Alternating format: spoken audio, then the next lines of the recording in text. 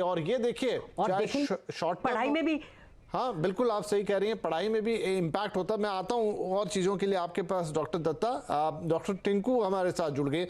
तो डॉक्टर टिंकू, इसका जो फर्दर एक क्वेश्चन है वो मैं आपके पास लेके आता हूँ। रिसर्च ये कह रही है कि जो ब्रेन का साइज है, अब ये तो एक साइको एनालिसिस किया अभी डॉक्टर जयंती दत्ता ने कि उसके क्या इम्पैक्ट आ रहे हैं हमारी सोचने समझने की क्षमताओं पर, चीज़ों को देखने या उनको अंडरस्टैंड करने की क्षमताओं पर और उन पर रिएक्ट करने की क्षमताओं को। ये तो हाथों हाथ हमारे हाथ में आ गए, सामने दिख गए, लेकिन ये कह रहा है कि आपके ब्रेन की साइज छोटी होगी। क्यों? क्योंकि आप या तो एंटरटेन हो रहे हैं, आप अपनी ब्रेन को कोई एक्सरसाइज तो दे नहीं रहे, आप लगातार उसे एंटरटेन कर रहे हैं और वो भी बहुत ही लेथार्जिक तरीके से। तो हो सकता है भविष्य में आपका ब्रेन भी जो है वो सिकुड़े। डॉक्टर राजदानी, सवाल आपसे।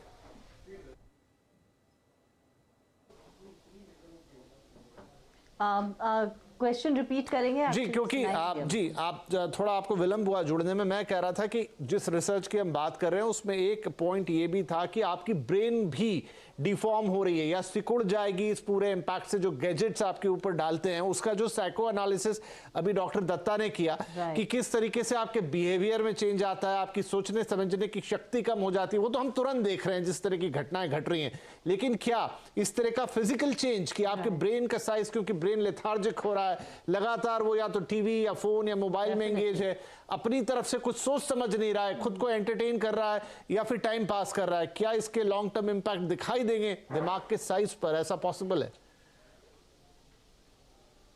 It is quite possible. हाँ जी, अगर ब्रेन को आप जितना यूज़ करते हैं उसकी कैपेसिटी उतनी बढ़ती जाती है। अगर आप एक तरफा ब्रेन को यूज़ करेंगे तो डेफिनेटली ब्रेन का डेवलपमेंट रिटार्डेड हो जाएगा। So I think there is some merit in this research.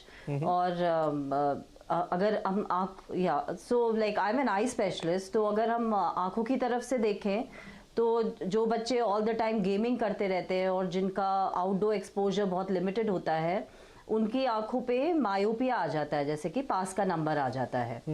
और ब्रेन का डेवलपमेंट भी उनका एक तरफा ही होता है, विजुअल डेवलपमेंट भी प्रॉपर नहीं हो पाता। So I think yes, there is a lot of. तो डॉक्टर बाली, क्योंकि हाँ वो सवाल लेके मैं आपके पास आता, लेकिन आपने अभी जिक्र किया, अब वो आंखों के लिए भी रिसर्च क्या कहती है? अगेन वो मेरे लिए थोड़ा विश्वास करना मुश्किल है, लेकिन आप एज अ डॉक्टर बता सकती हैं कि क्या ये ऐसा कभी आज नहीं तो 400 साल बाद संभव होगा? वो रिसर्च कहती है कि जिस तरीके से ये सारे गैजेट्स हैं, खासतौर पर मोबाइल फोन जितना इस्तेमाल हो रहा है, उसमें से जितनी ब्लू रे निकल रही है, अब बॉडी अपने आप को बचाने के लिए हो सकता है कि अपने पलकों के सिस्टम में कोई डेवलपमेंट कर ले, कोई दोहरी परत आ जाए ताकि वो एक सिस्टम या एक वॉल खड़ी करे ताकि इंसान को ब्लू रे से बचाए। क्या ऐसे डेवलपमेंट भी हो सकते हैं बॉडी के अंदर? Time will only tell. I mean आगे का किसने देखा है, बट जिस तरह से बच्चे ये डिजिटल डिवाइसेस यूज कर रहे हैं, I am sure our body will develop some protective mechanism in the long run. या तो हमें डिजिटल डिवाइसेस छोड़ने पड़ेंगे या बॉडी को कुछ प्रोटेक्टिव मैकेनिज्म्स बनाने पड़ेंगे। So yes, it is quite possible, दो अभी मतलब इट्स टू अर्ली टू से कि आगे जाके क्या होने वाला है। बट इन सब के इम्पैक्ट हम ऑलरेडी देख रहे हैं ओवरऑल हेल्थ पे, आईज पे, ब्रेन पे, वो तो हमें दिख ही रहा है। So I am sure the body will create some kind of an adaptation in जी। future. चलिए थोड़ा और गहरा जाते हैं। डॉक्टर गुलाटी, ये बताइए, आप थोड़ा विषयांतर हो जाएगा जरूर, इसमें थोड़ी एंथ्रोपोलॉजी भी चली जाएगी, लेकिन चलिए डॉक्टर गुलाटी फिलहाल अभी हमारे साथ नहीं है तो हम उनको जोड़ने की कोशिश कर रहे हैं। लेकिन एक बड़ा इंटरेस्टिंग सवाल मेरे मन में उनके लिए है कि क्या मानव विकास का ये जो पहिया है, जो अभी बात कर रहा था कि सालों साल या कई हजार साल लगते हैं जब आपकी बॉडी में कोई चेंज आता है, लेकिन क्या ये जो आधुनिक गैजेट्स हैं ये उस चेंज की जो रेट है उसको बदल देंगे? ये लेके जाएंगे उनके पास। लेकिन फिर मैं एक बार डॉक्टर दत्ता का रुख करता हूं। डॉक्टर दत्ता, जो मैंने कहा कि एक तो लॉन्ग टर्म इंपैक्ट है, ठीक है, वो जब होगा शायद उस इंपैक्ट को देखने के लिए आप और हम और ये अभी करंट जनरेशन तो नहीं होगी सामने, लेकिन हम फिर से करंट सिनारियो पे आते हैं। गैजेट्स हो गए, और गैजेट्स अकेले नहीं, गैजेट्स के अंदर जो चीजें आ रही हैं, मसलन कि उसमें सोशल मीडिया एक बहुत बड़ा रोल प्ले करता है, उसमें एंटरटेनमेंट की जो चीजें हैं वो बहुत बड़ा रोल प्ले करती हैं। तो हम कुल मिलाकर एक लत में जा रहे हैं, और लत तो कोई भी हो वो बुरी है। तो क्या ये चीज हमारी अभी की जनरेशन पर, आज की जनरेशन पर ही इंपैक्ट कर देगी? और सिर्फ बच्चे नहीं, बड़े सब, ऑल नीचे से ऊपर तक सब शिकार होंगे? सब सब सब देखिए, सब पे ये इफेक्टिव है। 2.5 साल का बच्चा अगर आदी हो सकता है 70 साल के बूढ़े अगर आदी हो सकते हैं। पॉजिटिव एंड नेगेटिव एस्पेक्ट्स है। आपने बार बार जिक्र किया ब्रेन का। आप छोटी सी एक एग्जांपल लीजिए कि आपकी मेमोरी फील्ड जो है that's a part of your CNS, आपका सेंट्रल नर्वस सिस्टम का हिस्सा है।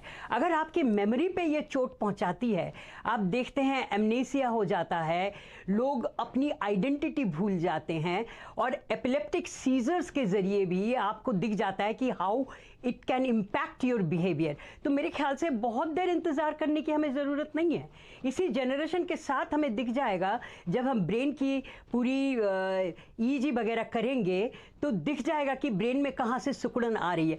अगर ये मेमोरी फील्ड पे आपका ये असर डाल रही है तो obviously your CNS is affected, and when your CNS is affected obviously it's part of your brain functioning. तो ब्रेन अफेक्टेड होगा तो मेरे ख्याल से हमें बहुत देर इंतज़ार की ज़रूरत नहीं है। अगर हम ये शोध के ज़रिए रेडियोलॉजिकल एविडेंसेस ले कि हमारे ब्रेन में क्या क्या चेंजेस आ रही हैं तो हमें दिख जाएगा, क्योंकि आपका बिहेवियर जो है वो अक्सर ब्रेन पे चोट करता है। आपका सोच जो है it's a part of your central nervous system. तो वहाँ पे अगर आपका कॉर्टेक्स इन्वॉल्व हो जाता है तो ऑब्वियसली आपका ब्रेन जो है वो ये इम्पैक्टेड होगा ही, क्योंकि आप देखिए मैंने बोला साइकेडियन रिदम ये पीनियल ग्लैंड के थ्रू कंट्रोल होता है आपका। वो अगर अफेक्टेड हो जाता है तो so many parts of your brain are already affected. आपकी लर्निंग कैपेसिटी, आपकी मेमोरी, आपकी साइकेडियन रिदम, आपके ग्लैंड्स, आपके हार्मोन्स सारे अफेक्टेड हो रहे हैं, तो obviously your brain will be definitely impacted. I believe कि this is one of the very worst kind of phase we are going through, क्योंकि बच्चे के साथ अगर आपने फ़ोन नहीं दिया तो देखिए इसके मैंने बोला अभी पॉजिटिव एंड नेगेटिव एस्पेक्ट्स है। कोरोना के दौरान हम लोग अगर ये नहीं होता तो हम जुड़ नहीं पाते एक दूसरे से। लेकिन जो बच्चे आदी हो जाते हैं, जिनको लत लग जाती है, देखिए मैं स्टूडियोज़ में भी गई, मेरे पास कुछ प्रोफेशनल्स भी आए कि ma'am since you are here in the studio let me confess कि मैं ब्लू व्हेल का आदी था, लेकिन क्योंकि मेरा टाइमिंग ऐसा था कि 4 बजे उठ के मैं वो जो कॉल लेने की ज़रूरत थी वो नहीं कर पाया, तो मैं बच गया। तो जब किसी को एडिक्शन हो जाती है किसी भी चीज़ की, चाहे वो ड्रग्स की हो, चाहे वो अल्कोहल की हो, चाहे वो गेम्स की हो, वो चीज़ें एक ही तरह से असर करती हैं आपकी व्यवहार पर, आपकी बॉन्डिंग के ऊपर, आपका जो सामाजिक रिश्ता है वो गड़बड़ाने लगता है। अब आप देखिए बच्चे हावी हो जाते टीचर्स के ऊपर, तो ये चीज़ें जो है ये एक बहुत गंभीर चिंता वाली बात है। नहीं, बिल्कुल आप सही कह रही हैं डॉक्टर दत्ता। और ये मतलब हमारे लिए, हम ड्रग्स को तो वैसा देख पाते हैं जैसा वो है, मानते हैं कि वो खतरनाक है और पूरा, लेकिन वो अवेयरनेस हमारे पास गैजेट्स को लेकर नहीं है, और वो ज़रूरी भी है। दिक्कत तो यही है कि वो हमारा एक ज़रूरी हिस्सा भी है जीवन का, लेकिन उनकी अतिशयोक्ति उतना ही हमें हार्म कर रही है। चलिए मुझे एक छोटा सा ब्रेक लेना होगा, लेकिन ब्रेक के बाद डॉक्टर गुलाटी आई थिंक जुड़ गए हैं।